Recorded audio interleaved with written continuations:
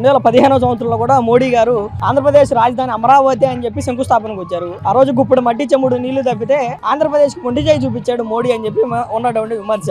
ఏంటి ఈసారి ఏం నమ్మొచ్చు మోడీలో? గ్యారెంటీగా నమ్మొచ్చు అండి. ఎందుకంటే కేంద్ర ప్రభుత్వం ప్రధానమంత్రి గారే మన ఆంధ్రప్రదేశ్ వచ్చి సీఎం గారికి భరోసా నేనున్నాను, ఆంధ్రప్రదేశ్ డెవలప్మెంట్ చేయడానికి నేనున్నాననే భరోసా ఇస్తున్నాడు. కానీ ఇప్పుడు పర్ఫెక్ట్ గా అభివృద్ధి చేస్తాను, దానికి కావాల్సిన నిధులన్నీ ఇస్తానని చెప్పారు. తప్పనిసరిగా మనస్ఫూర్తిగా చెప్పారు కాబట్టి ఈసారి డెఫినెట్ గా అది పూర్తి అవుతుంది.